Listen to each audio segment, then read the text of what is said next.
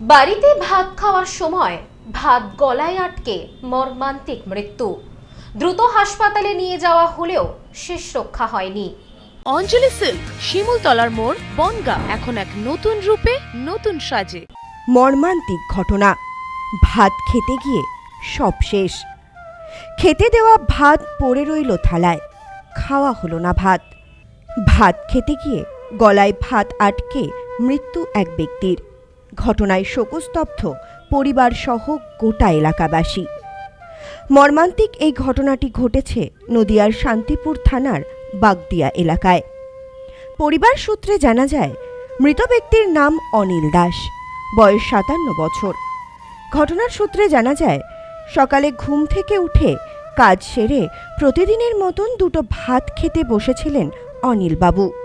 কিন্তু সেই ভাত খাওয়াই যেন কাল হয়ে দাঁড়ালো তার জীবনে। জানা যায়, এদিন সকালে ওই ঘরে একাই ছিলেন অনিলবাবু। কাজকর্ম সেরে দুটো ভাত খেতে বসেছিলেন তিনি। জানা যায়, সেই ভাতই আটকে যায় তার গলায়। হঠাৎই ভাতের থালার উপর মুখ থুবড়ে পড়েন তিনি। এরপর তার কোনো সাড়া শব্দ না মেলায় তার পরিবারের সদস্যরা এসে দেখেন তিনি ভাতের থালার উপর মুখ থুবড়ে পড়ে আছেন। পরিবারের সদস্যদের চিৎকার চেঁচামেচিতে ঘটনাস্থলে ছুটে আসেন স্থানীয় বাসিন্দারা। দ্রুত তাকে উদ্ধার করে হাসপাতালে নিয়ে যাওয়া হলেও শেষ রক্ষা হয়নি। সেখানে নিয়ে গেলে কর্তব্যরত চিকিৎসকেরা তাকে মৃত বলে ঘোষণা করেন। এরপরেই ঘটনাস্থলে এসে পৌঁছায় পুলিশ। পুলিশ এসে মৃতদেহ উদ্ধার করে ময়নাতদন্তের জন্য পাঠায়। তবে কী কারণে ওই ব্যক্তির মৃত্যু হলো তা ময়নাতদন্তের রিপোর্ট হাতে পাওয়ার পরই জানা যাবে বলে জানিয়েছেন পুলিশ কর্তারা। স্থানীয়দের মতে, অনিলবাবু খুবই শান্ত স্বভাবের ছিলেন। তেমনভাবে তাকে অসুস্থ কোনোদিনই দেখা যায়নি।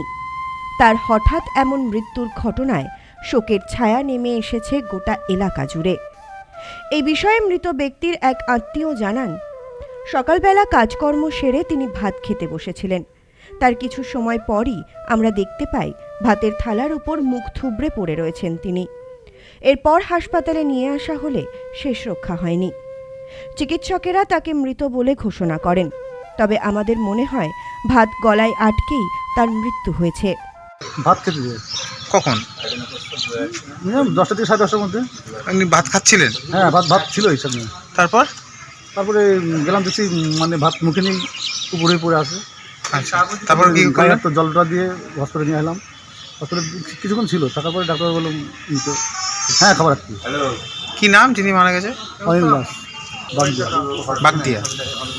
বাড়িতে কে কে আছে?